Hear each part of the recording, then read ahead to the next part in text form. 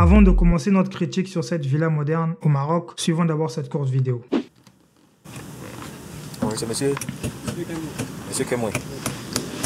Là, qu'est-ce que vous fabriquez? C'est le plafond en bambou. Ah.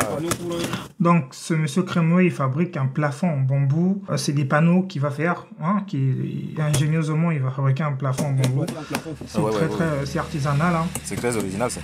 Très original, en effet. Après ça, qu'est-ce qu'on fait? On vernit. Oui, on vernit. Après ça, on met le vernis.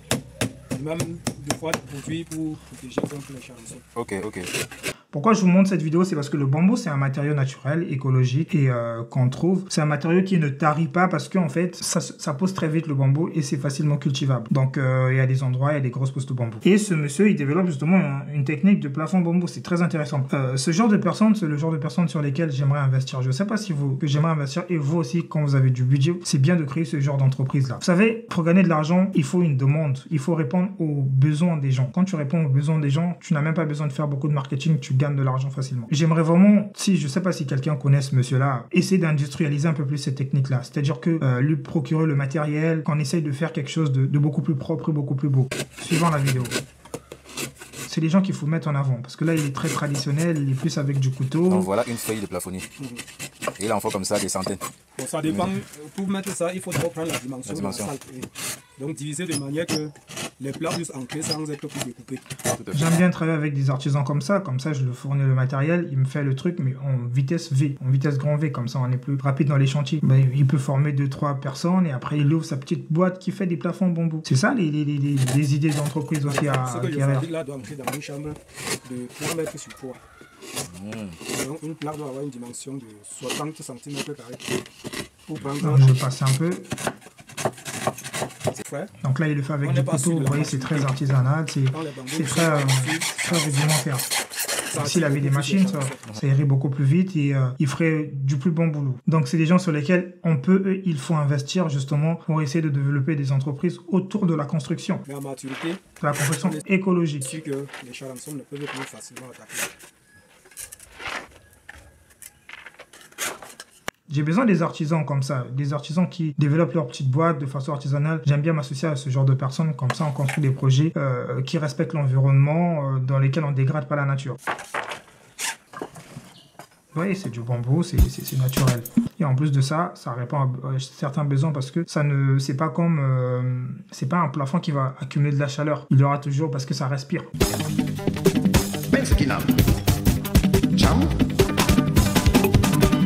Voilà le résultat final. Hein. Il n'y a rien à dire. Je vais couper le son parce que c'est trop fort.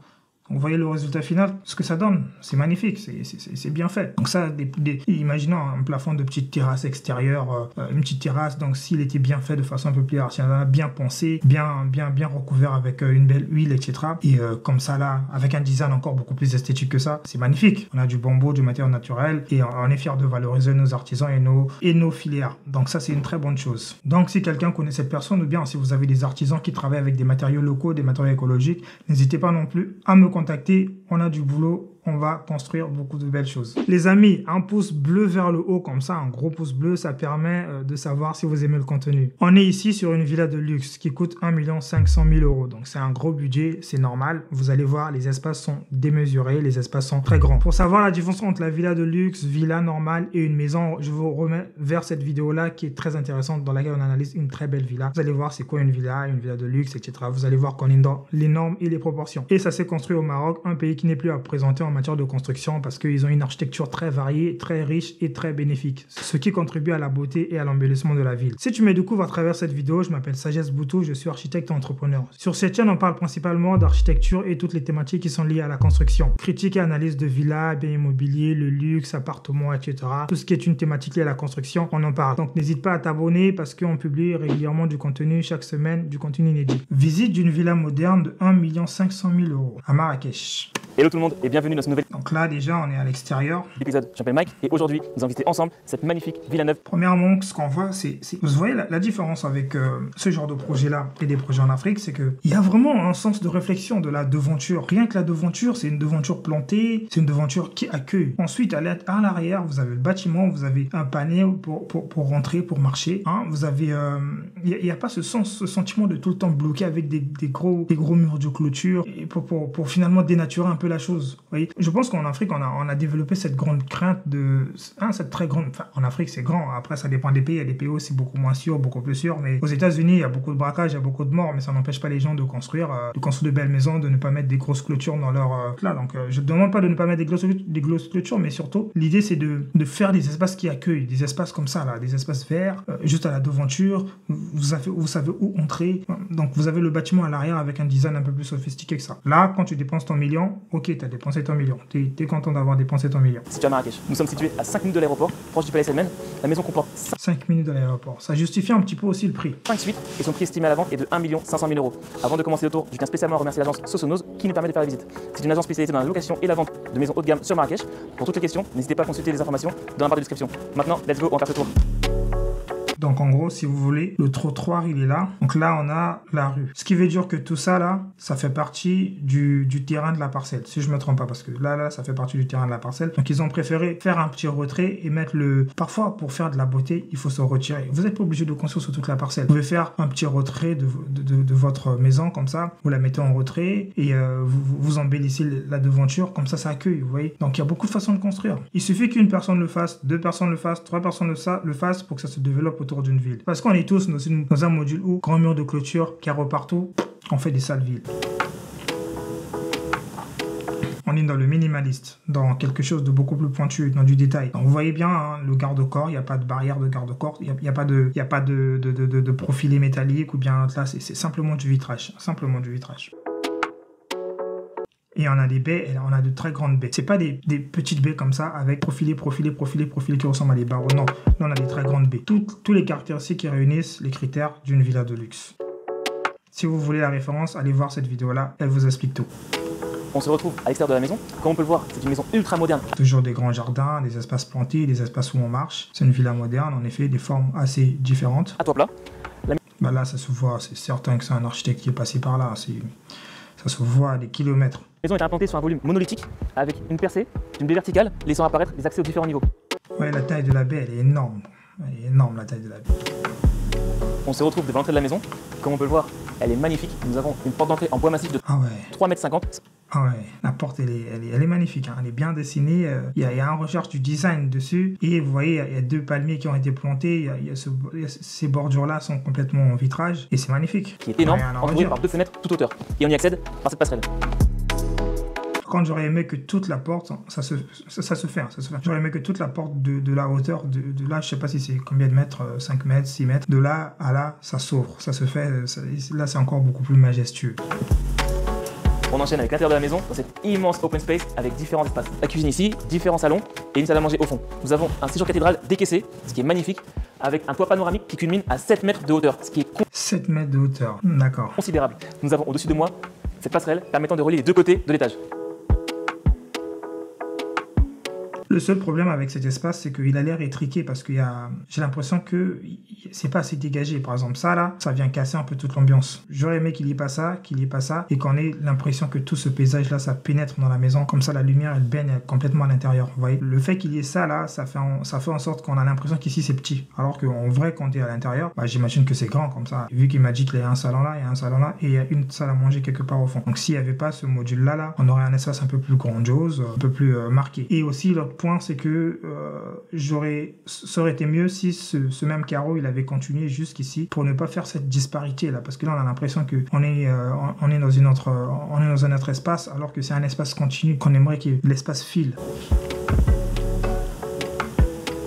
L'autre point, vous voyez, à la différence, à l'instar des vidéos qu'on analyse généralement, Bénin, machin, etc. là, sur les vidéos que j'ai analysées récemment, vous voyez la différence, c'est que ici, le bois, il est pas rougeâtre et il n'est pas très fort. C'est-à-dire que on ne voit pas que ça. On voit du blanc, on voit du noir et on voit le bois avec sa couleur un peu plus normale, sa couleur plus naturelle. Mais en Afrique, je sais pas, le problème qu'on a, c'est que subsaharienne, on a ce problème-là de trop colorer le bois et ça lui donne une teinte très rougeâtre et finalement on ne voit que ça dans la maison, c'est pas très pointueux ça. Là c'est pas abusif, c'est travaillé, c'est réfléchi. Et cette passerelle en verre brisé, elle est magnifique. Les baies sont aussi magnifiques, énormes baies. Voici mon coup de... De toute façon, on est dans une villa de luxe, donc la plupart des choses que vous verrez, ce sera des trucs, ce sera des prestations haut de gamme. de la maison. Cette magnifique vue sur l'extérieur, grâce à d'énormes baies coulissantes qui font 11 mètres, donnant accès sur une terrasse en bois. Ici, nous avons un... Moi, par contre, j'aurais mis ça en béton ciré pour ne pas casser la couleur, parce que cette couleur, c'est une couleur assez beige, blanche. Donc, j'aurais mis ça en béton ciré beige-blanc. Comme ça, on a l'impression de cette continuité-là. On a l'impression que l'espace, il finit pas. Ce qu'on cherche le plus en construction, c'est d'avoir l'impression que l'espace continue, qu'il ne finit pas, qui fait que filer. C'est ce qu'on cherche, les perspectives. un bassin de nage à débordement magnifique qui fait 15 mètres, ce qui est énorme, donnant face à un salon d'été décaissé.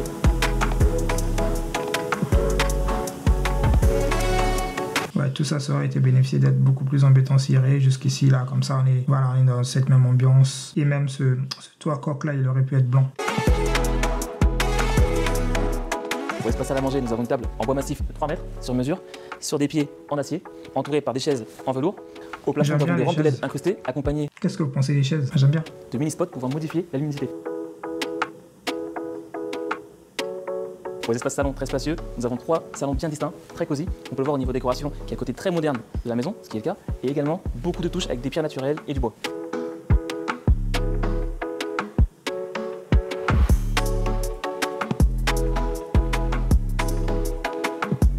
Et même la déco, elle est assez minimaliste dans cette villa parce qu'il n'y a pas cette présence de trop de choses, de trop de tableaux, de trop de couleurs. Non, pas du tout. Comme dans la villa, dans la maison de l'analyse que j'ai faite sur la maison de Madéco, là, en Côte d'Ivoire.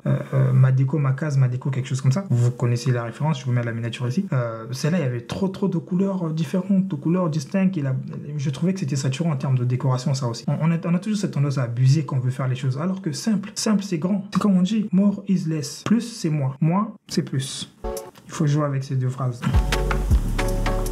Même le design de la table, il est excellent. Ça, c'est un travail en complicité avec des décorateurs ou pas. Parfois, l'architecte aussi, il fait des designs. Donc, moi-même, je fais des designs. Donc, je discute souvent sur des réflexions des nouveaux designs avec certains collègues dessinateurs et décorateurs.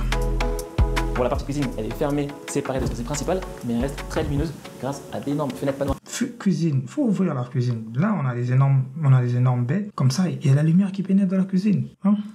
Moi, ce que j'aurais même fait, c'est que j'aurais pas ouvert jusque-là. Par contre, je l'aurais baissé jusqu'au niveau là. Vous voyez, au niveau de là, je l'aurais arrêté là, comme ça. Il y a cette ligne-là qui se suit. C'est une sorte de perspective qui se suit comme ça, là.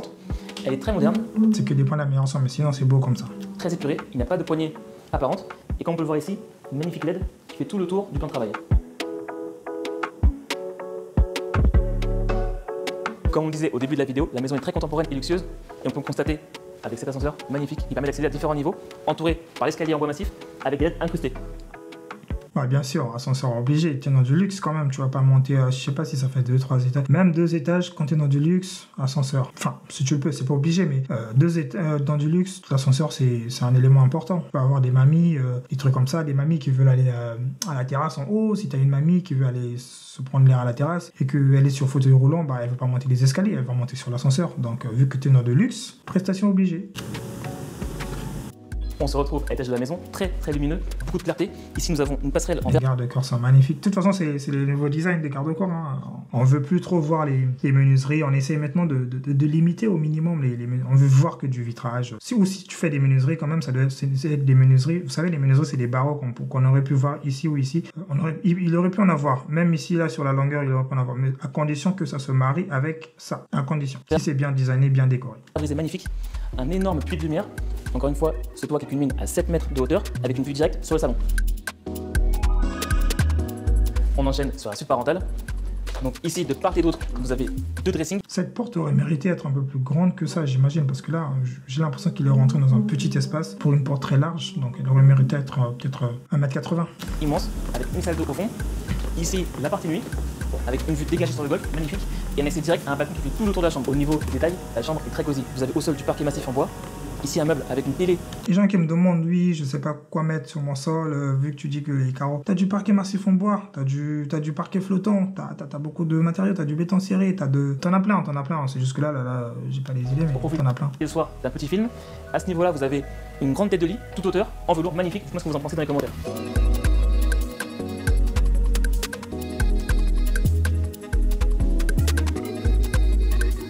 Bien moderne et bien designé. Hein. On enchaîne avec la deuxième chambre. Donc, comme on peut le voir, à nouveau, beaucoup de bois dans la maison, très moderne et à la fois très naturel. J'insiste là-dessus. Ici, une salle d'eau avec une douche italienne, avec un immense bac magnifique. La partie lit très spacieuse, magnifique, encore une fois, très cosy. Un placard intégré, une tête de lit murale énorme, magnifique, et donnant une vue directe. La tête de lit, c'est très importante. Hein. Tête de lit, c'est tout un dessin, c'est tout un travail. Quand tu fais une tête de lit, c'est la chose que tu vois quand tu rentres dans la maison. Donc, quand tu as la tête de lit, tu penses, ok, quelle tête de lit irait mieux? Est-ce qu'une tête de lit avec des meubles à l'intérieur? Est-ce qu'une tête de lit beaucoup plus velours? Est-ce qu'une tête de lit beaucoup plus massive? Est-ce qu'une tête de lit beaucoup plus marbrée? Ça dépendra de ce que tu veux. Donc, justement, ça, je le réalise souvent dans des missions complètes. C'est-à-dire quand je veux faire une mission où je dessine le meuble, où on me laisse ou c'est des missions où je dessine le meuble, je dessine tous les éléments. Bah, je prends soin de faire tous ces dessins. Direct sur l'extérieur le golf et un accès à un balcon privatif.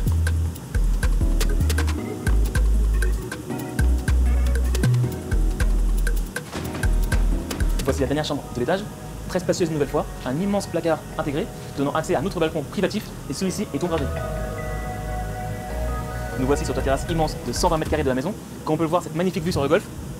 Et ici, pour information, c'était le puits de lumière que l'on trouvait quand on était en bas. Le seul dommage, c'est le toit terrasse. Le toit terrasse, il aurait bénéficié, il aurait pu être mieux fait quand même. Vous savez, on aurait pu travailler un toit terrasse magnifique, notamment peut-être avec un autre endroit où se baigner en haut, ou bien alors avec des pergolas, de la plantation, de la végétation, quelque chose. On aurait pu donner vie à cet espace de toit terrasse au lieu de le laisser vide comme ça. Après, je sais pas, c'est peut-être un projet à long terme, ou peut-être que c'est pas encore fait.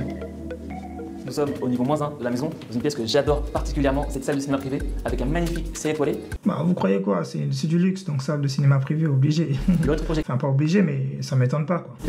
De ce côté-ci, on aura des sièges de cinéma. Bien entendu, elle n'est pas encore terminée, mais ce sera vraiment un endroit splendide pour profiter d'un bon film avec la famille ou les amis.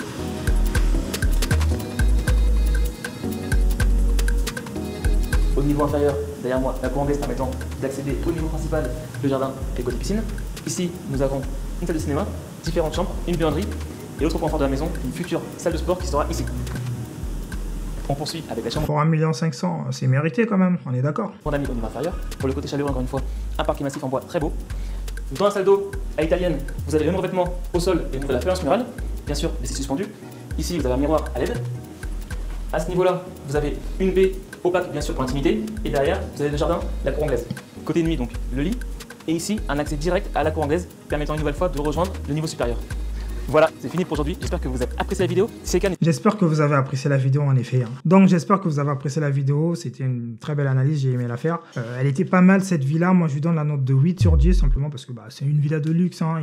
Elle respecte la plupart des critères. Il y a des espaces grands, il y a des trucs à améliorer bien sûr, mais sinon dans l'ensemble ça va, c'est une très belle villa. Donc je sais pas quelle note vous donnez, qu'est-ce que vous appréciez pas dans cette villa, qu'est-ce que vous appréciez le plus, dites-le moi en commentaire, comme ça on se fera le plaisir d'en discuter et d'en parler ensemble. Pour ceux qui veulent me contacter, il y a un premier lien juste en description. Vous remplissez un formulaire dans lequel je vous demande quelques informations et ensuite moi je le reçois. Je vous réponds 1 semaine ou 2 semaines après, ça dépend du nombre de dossiers que j'ai à traiter et on voit si on peut éventuellement aller sur un projet avec vous. Et si vous êtes architecte inscrit à l'ordre des architectes de Côte d'Ivoire, de Bénin ou du Cameroun, n'hésitez pas à m'envoyer un message sur mon compte Instagram. Je n'hésiterai pas de vous contacter, comme ça on va voir si on peut travailler sur des éventuels projets que j'ai au futur. C'était Sagesse, prenez soin de vous, on se dit à la semaine prochaine pour une vidéo encore plus croustillante. L'architecte